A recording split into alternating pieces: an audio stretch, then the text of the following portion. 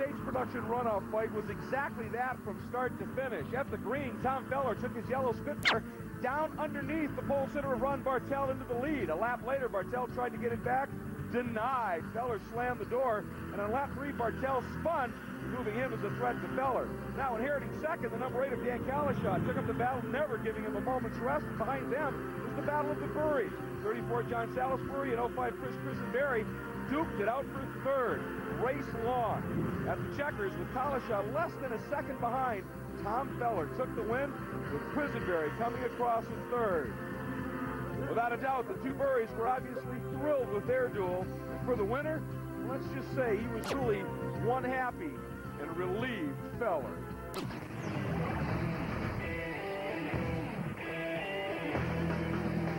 H production remains perhaps one of SCCA's most historically pure classes, still populated mostly by British roadsters. But Johannes Kraus drives the VW Scirocco. He drives it very well. He was 6th here in 03, his best finish to date, but he finished this year with 3 wins. He may be the guy to be looking for a podium, at least. He's got to get by this car, the midget of 2-time champion Ron Bartel. Bit of a struggle for Ron this year. His season didn't even start till July because of Hurricane Charlie, but he is always quick. He'll be somebody to watch. Another guy to watch is our defending champion, Tom Feller. He too has had an interesting season. When he's finished, he's won, but he's had some problems in that department. He's always fast here. Let's see if he can put it together once again and repeat. The number 81 of Dan Kalashot is another of that British roadster contingent in his sprite. He won the championship in 02. He's built his first car as a grad student. He's been at it a long time, as has the number 34 of John Salisbury, another strength. His motivation is simple. His best finish at the runoffs of 4th. He wants a taste of the podium. And then there's Chris Quisenberry. 3 wins, one of them the sprints on his way to the Central Division Championship. He, too, looking for that prestigious Triple Crown. For 41 years, the Sports Car Club of America has determined their national champions in a Olympic format, one race, winner-take-all, runoff. And today, we start the 42nd year of runoffs competition with H Production. Hi, everybody, and for the 12th consecutive year, welcome to the Mid-Ohio Sports Car Course in Lexington, Ohio, for this great competition. I'm Greg Creamer, joined by Dan Binks in the booth. Down in the pits today is John Bizignano and Chris Devoda. And Dan, we are going to get right to the track map to show people about this awesome track, but it is wet out there today as well. More on that in a minute, but take us on a tour around this fabulous track. Yes, turn 1 is a great place to set up a pass, or to set it up to turn 2 for the, maybe to the back straightaway. That's turn 2. Coming down into turn 4, great place to pass. It's right here. That gets you into the S's, and then over in this end, they call this madness. You set up there, it's not really a great place to pass, but coming into 11, you have a little bit of a chance, and then back to turn 12, and then out onto the front straightaway. All right, thanks very much. And at this point, we want to let you know a little bit about the production category. And as I said, this is H Production, Dan. H Production is the smallest of the production classes. You're allowed some performance modifications, but they must remain in the original design. And if experience in a category means anything, John Bizignano, this guy you're going to talk about is amazing.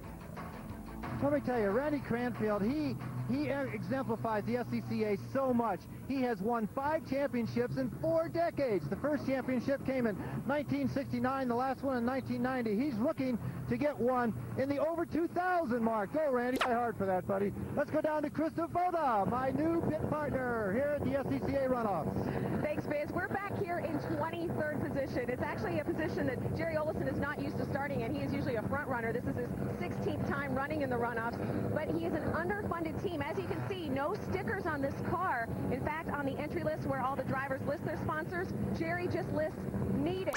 In fact, Jerry had to miss his second qualifying session because he had to go to work. Remember, this is amateur racing. A lot of these guys have other jobs, but he did pick up 3 seconds from his first session, and he said he thinks he has some momentum to carry him through, hopefully up to the front. Well, missing even a day of track time here is huge, but it's going to be interesting to watch him come through the pack. When we come back, we'll introduce you to this coverage of the 2005 SCCA National Championship Runoffs is brought to you by High Endurance Oils from Mobil, the oil that's changing oil.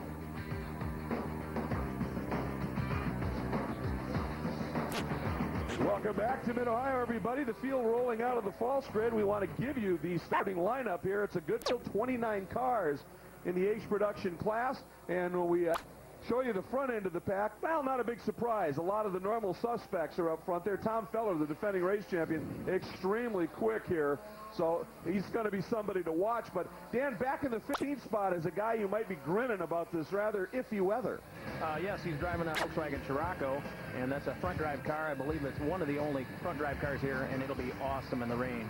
That's Johannes Strauss, who, of course, we met right at the top of the show. He's 15. We'll be watching him as he works up to the rest of the pack. Meanwhile, you take a look, there is Jerry Olesen, also somebody we would suspect is going to be on a huge charge in the early going. Things must be developing down in pit lane. Biz, what's going on? Well, just a final thought. Ron Bartel, he's always been a great competitor here, but his MGB, they changed motors after qualifying. He says, now these motors can only go for about 4 hours. I said, how many hours do you have on this one? About 6. So unfortunately, he's down on power. He's glad to see the wet weather. Well, we'll be watching those developments. Meanwhile, let's check in one last time with Krista. Well, I know you guys mentioned Chris Christenberry at the top of the show. Another car to keep an eye on. Of course, his Spitfire has been fast all week, but he may have a little extra incentive. He is one of those guys going for the Triple Crown. He won the June Sprints, won his division, so he has been quick. Look for him to be quick, and he says he is so dedicated. His hobbies, cars, and more cars, guys. Well, that's what this is all about. Lots of cars. By the way, a new record here. Over 750 cars took qualifying times. The record was set last year with 717. So, Runoffs, just an absolutely tremendous event. And very, as we say, it's sort of the Olympics of amateur road racing. This is the opportunity for people that struggle all season long, and the 8 divisions that make up the Sports Car Club of America get their chance to shine. Now, one of the big stories here is the weather. This track's tough enough in the dry, Dan. It is definitely not that. It rained all morning, and it's not dry now. Right, it's a very green racetrack. All the concrete patches will be very slippery. You'll try to miss those. You just need to pick your spots and try to be able to see. And Biz, what's it like down the pit lane? Well, one other thing about the weather is that these guys all week long, they have been running in the bright sunshine. This is the first time the track has had any moisture on it, really, any significant moisture all week long. So the settings, of course, the tires have all changed. A lot of things up for grabs here. They were changing things right on the grid. The spring softeners were in there, and everything's new to them, guys. Yeah, they're going to be definitely, I think, exploring the first few laps around here. Now, the people that have run here for the 11 previous years, some of them certainly have some wet running. I would think that will pay huge dividends. Tom Feller's speed advantage, he was a good half-second quicker than the field. We'll have to see whether that holds in these conditions. Usually the rain will even out the competition. The hardest part is just seeing. All these guys will have tear-offs on their helmets, and hopefully they've softened their sway bars and those things for the rain, and they should be in good shape. You got to feel for those guys. These are the roadsters or open cockpit, and especially if it starts raining again, that gets mighty unpleasant, but you just got to focus right through that. Yeah, Fellers has got a good start into turn 1, but it'll be a big deal for the other guys seeing. And check this out. We got a couple of guys in the back. That one car is also a front drive. Now, here's another issue that it's been sort of in and out, and you can see there's a bit of a haze, this fog here right now. It's actually lightening up just a little bit. It had been fairly heavy, and of course, our camera people shooting with the long lenses and such, this is what they have to deal with. And let's remember that all of our camera people, our pit people, everybody, they're out in the elements just like these drivers are. So already a big kudo to the technical crew here that is doing a phenomenal job and has been. Meanwhile, Pace Car, as you see, has made the move off into that chicane that is not being used again this year. And that yellow car on the inside, the Spitfire of the defending champ, Tom Feller, going to lead him out of the keyhole and bring him up to the green flag. There's a look at Johannes Kraus, and we're going to be definitely following him and see if he can move up to the pack. There's your starter, and she will give the command about halfway down this long back straight. And Feller bringing him up relatively slow. He knows he's got good power in that car, and he wants to use it. We are green. The 42nd SCCA Runoffs are underway. 8 production leads off this year, but it's from the outside. Chris Christenberry, did he get a launch and moves around?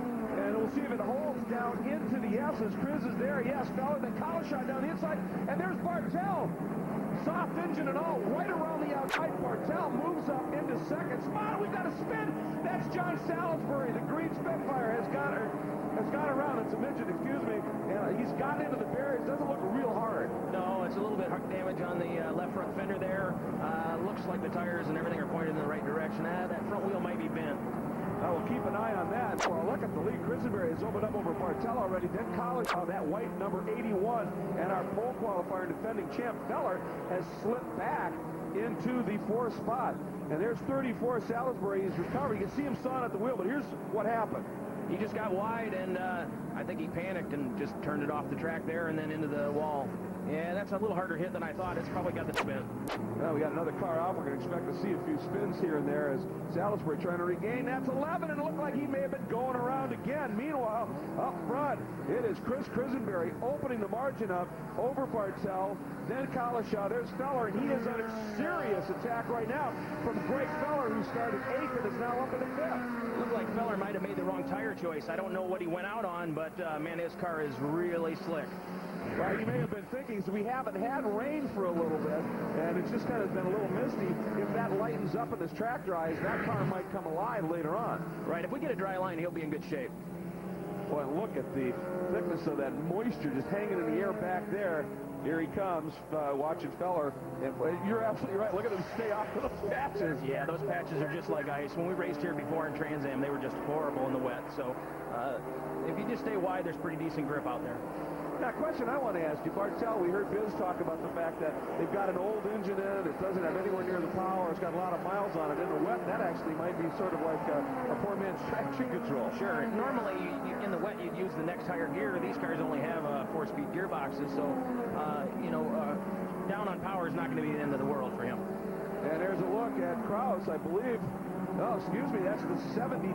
He's having a good run. David Bowles, that was one of those cars we saw in the back of the pack, and he has come up. He is working over the number 22 right now, Matt Brannon, and that is a great battle for the 8th spot. And once again, the front drive cars in these conditions are going to be quick early, but if the track dries up a little bit, the guys running rear drive, they'll be right back in the thick of it. Right, the X19 is a good car for the rain. The engine's right over the rear tires, so he's sort of got the best of both worlds.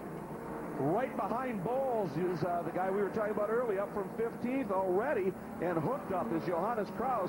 He is coming up and is on the move. He is in the 10th spot. He's made up 5 spots already, but up front, it continues to be the 0-5 of Chris Christenberry, that Rascal Racing Triumph Spitfire, and he is just checking out on the field. The question is, what's his tire choice? And if it dries up, if he's on wet, will that advantage hold?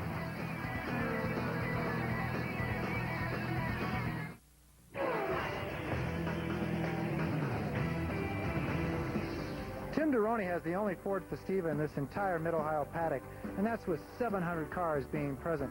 Tim, you've been running this car in regional competition successfully for some time. You changed it to H production for one reason. Tell us about that. Well, when I heard the announcement that this was going to be the last runoffs for a while at Mid-Ohio, the Festiva had been classed into H production about 3 years ago. I saw this as a great opportunity, put an HB sticker on the car and give it a shot. Well, you've been here 11 times as a spectator, first time as a driver. Does the track live up to the expectation? Absolutely. I've gotten to drive here as an improved touring car, but as a production car, it's a bit of a new experience. But being out there with a bunch of national guys, it's a full level, higher competition. It's a lot of fun. Well, he's doing very well. It takes a long time to learn this track, but this Festiva will not be the car coming in last for sure. All right, and he started 22nd, and as he said, up against a big group of national level drivers, and when you're talking about guys the caliber of Bartel and Feller and the like, to take an IT car and just sort of moderately convert it into a production car and run as well as he has is pretty good testament indeed. And the thing is as he said, he's having fun, and that's what club racing's all about. Yeah, you can see he maybe doesn't know the rain line he's running on those patches. He maybe needs to get closer to some of those other guys, or maybe this guy behind him looks like he's a little bit quicker. He might show him the way around this place. Well, you know, track experience here pays a lot. This is part of the Central Division, so there's a lot of guys that run here all the time. But the people that have run here previously in the runoffs or come up to one of the 2 nationals that they run here, that pays big dividends. And if this is his first visit, this is, an exploration in brand new territory completely. Yeah, it is. It's a tough place, and, when you're a little bit out of your element, the best thing to do is just slow down so you don't tear up your car. And Chris Krisenberry is leading, and he was turning for a while there, laps almost 3 seconds quicker than anybody else. But now, folks, Tom Feller, even though he slipped to fourth, he is on the move. He's been coming up and is very quick indeed. Look at this move right here. That's 76, makes the move down the inside, and that's Greg Feller. And he right now in a great battle with the 81 of Collishaw. They are swapping that spot back and forth. Looks like Feller, no relation, by the way, to Tom up front. But this is the battle for fourth, and it is going the way right now of that 76 for Greg Feller in that Humphrey Sign Company entry. And they're closing up on Bartel. It looks like they are gaining on Bartel a little bit. Bartel's car is maybe a second off of the Krisenberry, but these guys are doing a great job catching up. Well, again, if the track's drying out and that motor in Bartel's car is a little bit soft, that advantage or equalization he may have had in the wet is going to go away. And right now, Krisenberry trying to get back around Greg Feller in that blue 76 MG. And right in front of them is Bartel, that Valvoline car. And, oh, here we go. Look at Feller swinging wide, trying to make a run around the outside and get a big drive there into the carousel and now onto the main pit straight, if you will. Just not quite enough. Really tough to do any passing there. And if he got a good run, maybe here into one. And look at Bartel, move it over just a little bit, make it a little bit more difficult. Yeah, he just made it a little bit wide into turn one, but I think it's only time, and he'll be by him. So that is the 76, once again, Greg Feller, and that is in the fourth spot. Collishaw sits in the fifth spot. Bowles is just behind that group, and he's coming on as well. Meanwhile, there, you can see Tom Feller now has moved up and picked back the second spot as he's got around this battling group here. Now Collishaw has dropped off just a little bit. I don't know if he had a little bit of a moment, but he lost a little bit of ground here, and that hurt him a little bit because he was all over the back of Greg Feller in that battle, and now he's tailed off just a little bit. He's got to be a little careful of 79 Bowles, who is having some good time. And look at that. You can already see Tom Feller over there looking for moisture, so that would be an indication that he did not start on slicks, that he maybe started on dries, and it just took a little bit longer for those, or on wets, it took a little bit longer for those tires to come back in. Up front, though, Chris Krisenberry, whatever he started on still seems to be working. His lap times continue to be mid 1 minute 56 or lower, and he is maintaining a substantial margin right now of about 5+ seconds over the field. Very carefully through madness. That lead still large.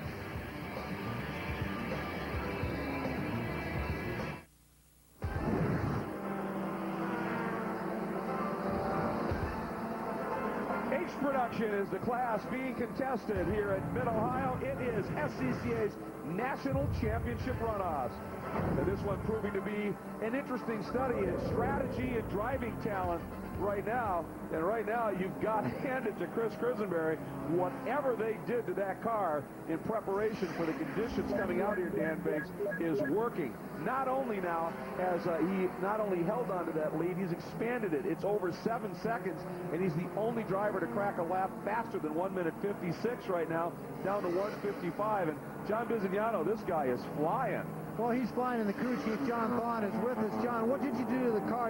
All of your qualifying was in the dry, but you ran this morning a little bit in the wet. Yeah, we had set something up yesterday where we softened up the springs and made a slight jetting change on the carburetors. But other than that, we pretty much came prepared for either venue. Talked to the engineers this morning to set tire pressures at the last second. To try to keep them wet. Wouldn't be bad if it sprinkled a little. Well, he seems to be driving offline a lot down the front straightaway here. He's right up against the wall. Yeah, he doesn't have anything to gauge it by simply because he just, because he's got nobody in front of him to really tell. So he might be looking for water. They got to be doing something right. Well, absolutely. I mean, he's running now a second quicker than anybody else. And for a moment there, it looked like number 76, Greg Feller, had slowed up pretty noticeably, but he looks back on the pace now. Yeah, he looks like he's getting going. I don't know, maybe he got wide there at the end of the back straightaway or missed a gear or something, but he looks fine now. So it certainly cost him some momentum, and that's going to give Bartel, who he was working over a little bit, a bit of a breather at this stage. Greg Feller trying to gather it back up into turn 11, leads into the carousel, and here is a look at it. And let's see, that's into the S's. Oh, he got on the concrete patch there and just slid it around. Doesn't look like there's any damage, so Lost a couple spots, but he's going good now. Well, that's what, like you said, it's a skating rink right now. So, well, now he's got to just gather it up, put his head down, and go after it. But Bartel and Kalashaw were both able to sneak by.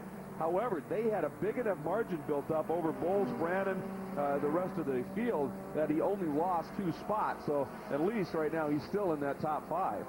Right, if he keeps running in this, see, he's getting his tires wet there. If he just keeps it nice and smooth there, he'll have a good top 5.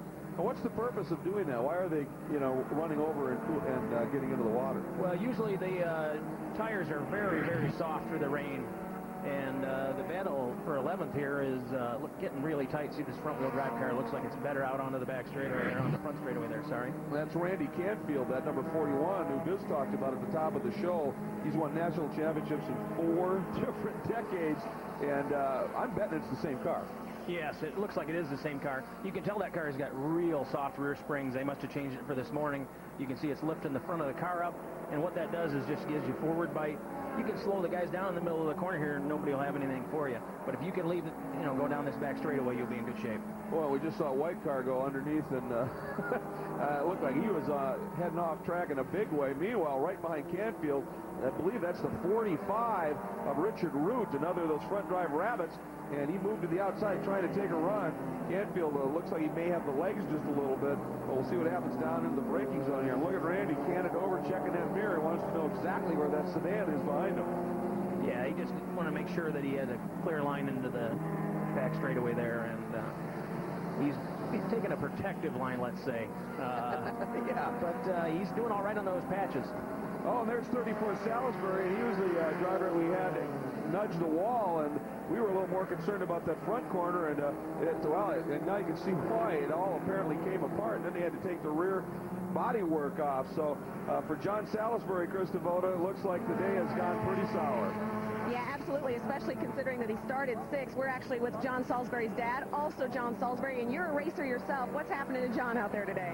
We're not sure, but looks like on the charge at the front, he had intermediate tires on. I think he was going to try to pull ahead, and he had some fender damage on the, looks like the left front, and the hood came off.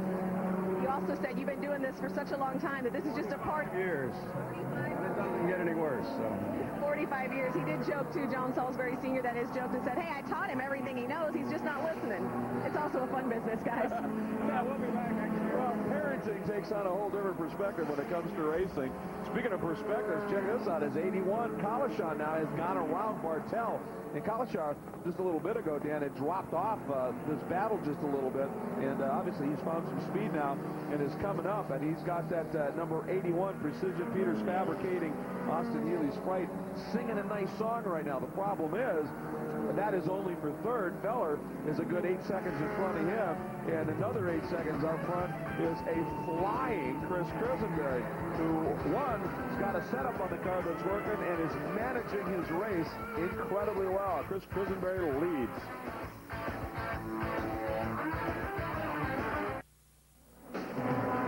Right about half distance here in the age production race. Take a look at what's unfolded so far at the start. Chris Krisenberry went around the outside, got into the lead, and number 34, John Salisbury, that green midget right there, on intermediate tires, a little bit too aggressive in the S's. It got away from him, and he pranged the wall. Then, not much later, number 62, Greg Plush, right there, got into it, and he got a little help, and then he got a little more help, and it all went wrong.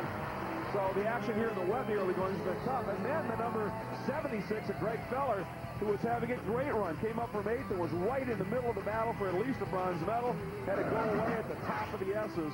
And he's settled and dropped back to 5th right now. Up front it is Chris Krisenberry. And there once again, you see him over there looking for any moisture on the track.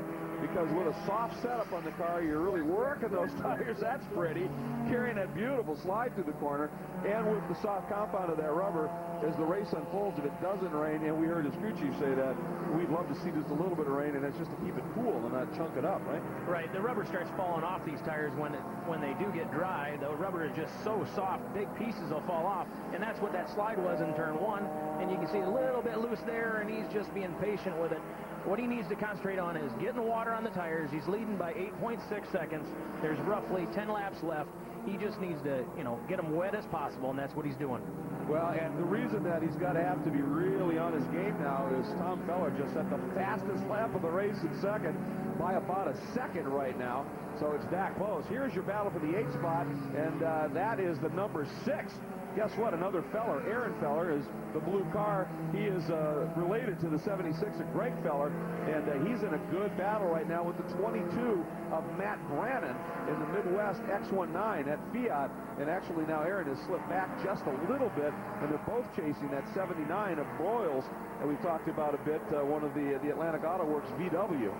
It looks like the X19's a couple seconds faster than Boyles there, so maybe a lap or so we'll have a little battle here.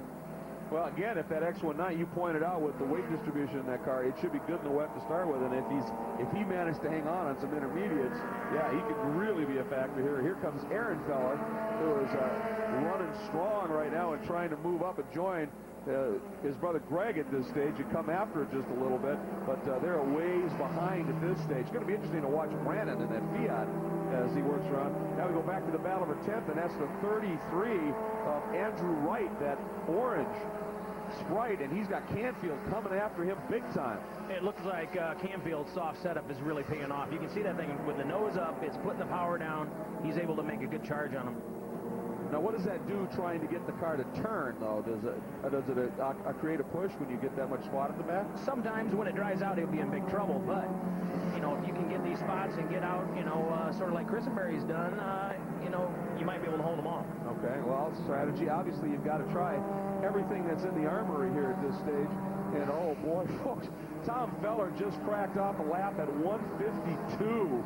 So that margin, folks, from Christenberry, that was 8 seconds, is falling. Collishaw now has had an off. He had a quick off, and he is now back behind Bartel. We're going to watch for it. Watch Collishaw's off. Okay, it looks like over the hill there, he just slid it wide. And I think he's okay. A little bit of damage on the front there. It looks like all the tires are pointed in the same direction. He's able to stay right there on Bartel. He's got that front end skewed just a little bit. A little, but all the parts are staying on. Yeah, that's the key. We'll see what's happening. And Bartel looking for water, as he is. Collishaw, so everybody doing the big hunt and search right now. One thing you need to be careful. When you get to the end of the back straightaway and you're getting the water, you need to be real careful. We got a car off here. That's 80 Darrell Frame, I believe, just having some struggles. That looks like he gathered it up. Yep, he's getting going now. Back up to speed, and as we said, at speed right now seems to be Tom Feller, that our pole sitter. There's Christenberry, who continues to lead, but that margin, there it is. You can see how quick Feller is closing in right behind him at this stage. So Chris Christenberry, suddenly that big margin is evaporating, perhaps along with the water on the track.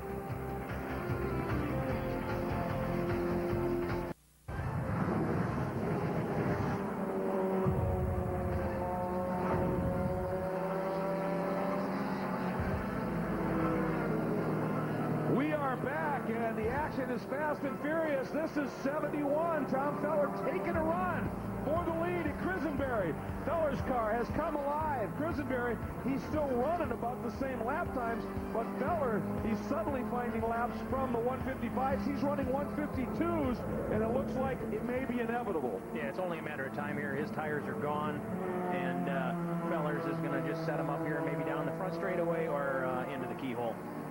So Tom Feller is working him over big time. He made up 6 seconds in 3 laps. So when that dry line started to appear, and you can just see it just a little bit there, that is what is going to fall into Tom Feller's hands right now. He was looking into the race, obviously. Christenberry looking a little bit more early race at this stage, and looks like the roll of the dice may have gone to Feller here. But catching somebody's one thing. Getting around them, that's a whole different deal here. And as you pointed out, see, this may have opened it up right here. We'll see if Christenberry is now. Feller, it's going to be close, Dan, side by side. And Christenberry is so shallow in. Feller might have better exit speed. Swings out. Christenberry's got to get back over to the water, and this may have been it. Feller might have the inside line. Yeah, he does. It's only a matter of time. When you're 3 seconds a lap quicker, it's fairly easy. It's going to happen. And see right there, he got a better shot off of turn 1.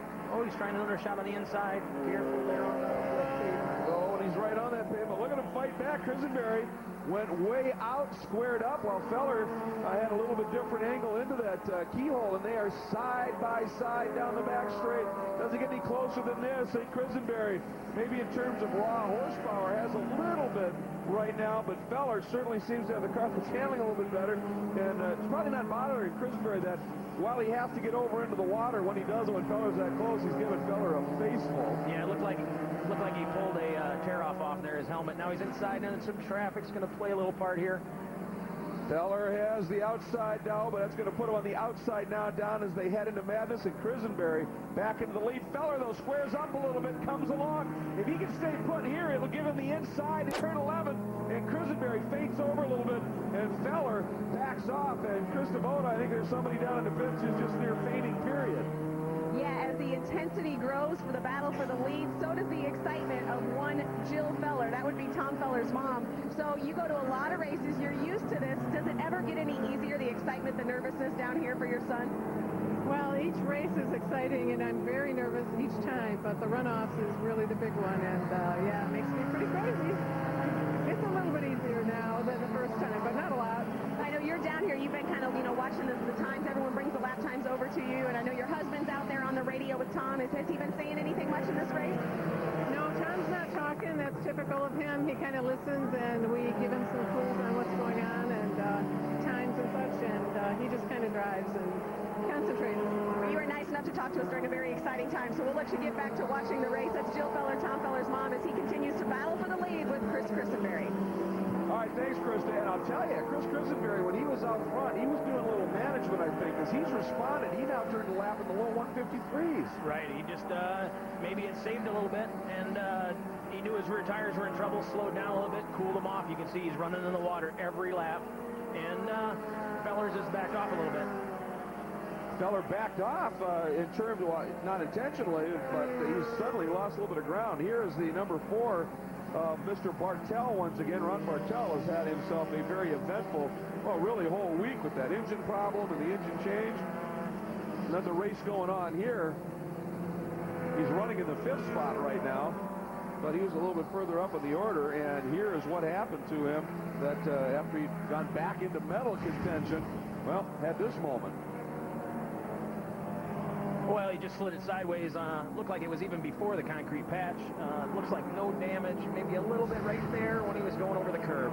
Looks okay from here. They got away with another one, but it has cost him a top 3 at this stage. He's sitting back in the 5th spot, and that spin put him a good 10 seconds behind the gentleman in 4th. Meanwhile, traffic now is something that is going to come into play just a little bit, and depending upon how your brakes go in traffic, it can play to your advantage or it can hurt you deeply. And Chris Quisenberry has at least been able to open up a little bit more of a margin to give him some breathing room when he gets into traffic.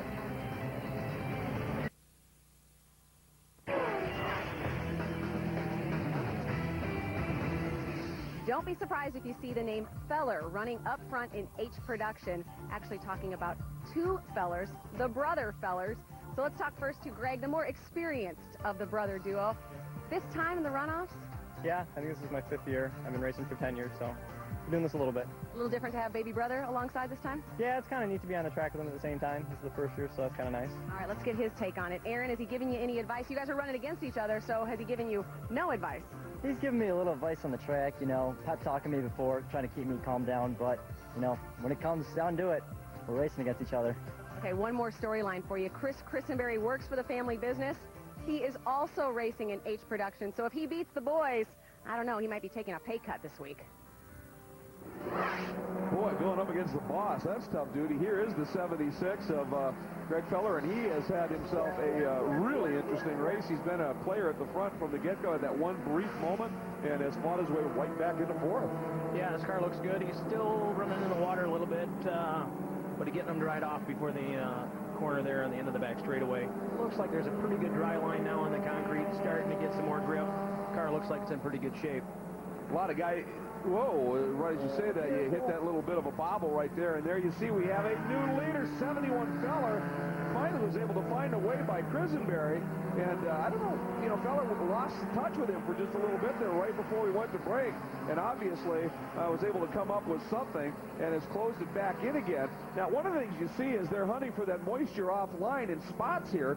There's all kinds of marbles and debris and junk, and if you get over into that stuff, especially with these soft, hot tires, it picks that stuff up, and that can mess you up. Right, these tires are very sticky, and they just grab everything.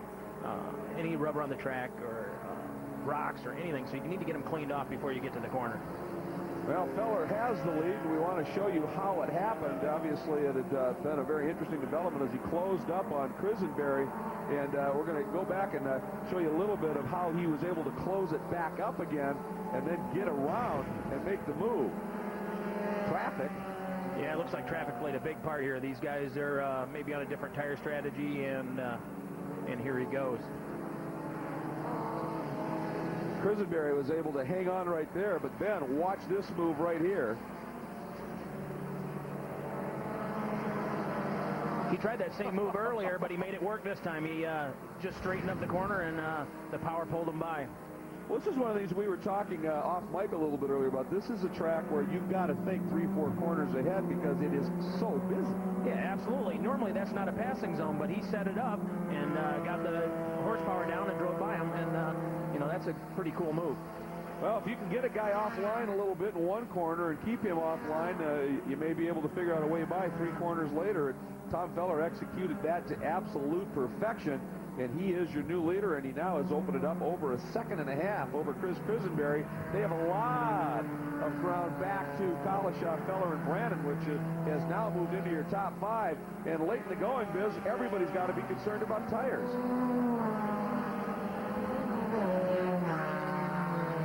Well, they are concerned about tires. A lot of the tires are left here on the straightaway. You can see these huge chunks of rubber. That's what happens to these very soft rain tires when they get too dry, too hot. But what's also happening is everyone's running offline, and that's why there's so much chunking over here. They got to stay somewhere between the dry and the wet, because if they get out here, there's nothing but marbles.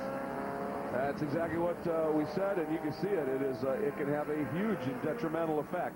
Only 4 laps left, so the tire management is critical, but we're almost to the end, so these guys are doing a good job. Just hanging on to it right now. So Feller now leads over Krisenberry. As you take a look at the top 10, the Fiat of Matt Brandon, top 5.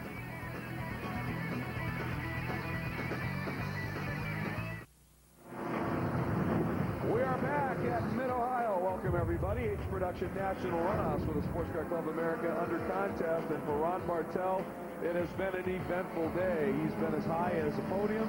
He's back in 7th, and he's had a couple of spins, and he just recently added another moment out there. It's just been one of those days for Ron Bartel, trying to fight his way back up to the pack, but he sits in the 7th spot right now as a result of some of these moments, and here was the most recent one.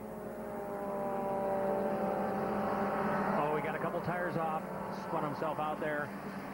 Doesn't look like he's going to get into the fence there, so shouldn't cause too much damage. He should be able to get going here, and he looks like he's going to lose a couple, maybe 3 spots. Looks like all the tires are pointing in the same direction. Well, he had a puddle out there, too, right on the edge of the track, and that's what caught him out. You may have, in the dry, you get away with that, but in the wet, not going to happen. So Bartel now sits in the 7th spot, and that means the number 6 of Aaron Feller has moved up and picked up a position and is now sitting in the 6th spot. So both of the Feller brothers are 4th and 6th, and in that top 6. Meanwhile, the unrelated but rocket-fast Tom Feller going for a repeat here in the H production category. He's been running some very quick laps. He now has about 4 seconds in hand over Krisenberry, who's got a ton over Collishaw. But then that trio, or 3 medalists, if you will, have a lot of breathing room back to Feller, Brandon, Feller, Bartel, et al. Right, it looks like Feller's trying to put some traffic in between him and Krisenberry. Krisenberry's tires are probably pretty much done at this moment. Rooted. Yeah, rooted. And there's only 2 laps left, so he's just on got a decent lead over 3rd, and just trying to make a good run here at the runoffs. We were looking at Johannes Kraus a little bit earlier on, and he's faded now. He was up at 8th, now he's back to 9th in that VW, and just going away from him. Meanwhile, our battle for 4th.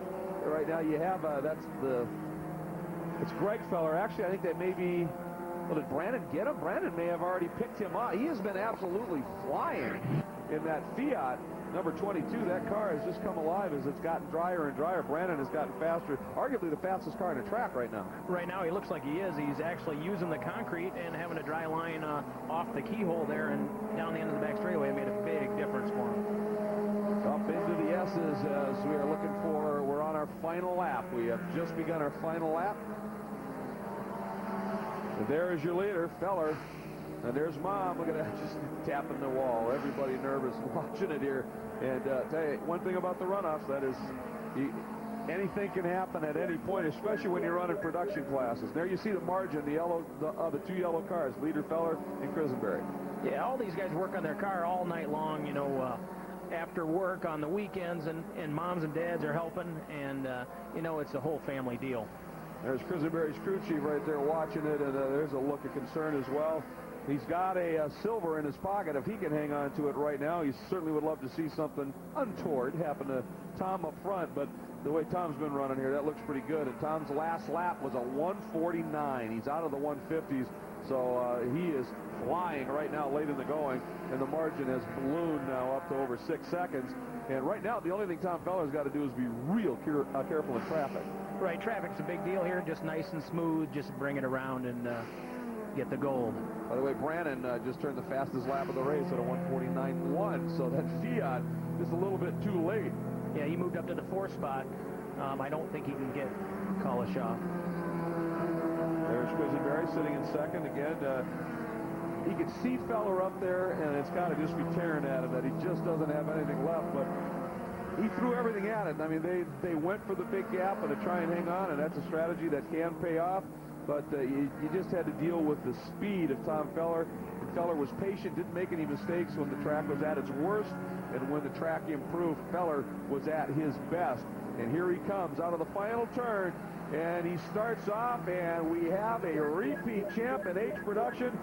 What a drive by the 71 of Tom Feller, the West Michigan Imports Triumph Spitfire from pole. It doesn't get any better than that.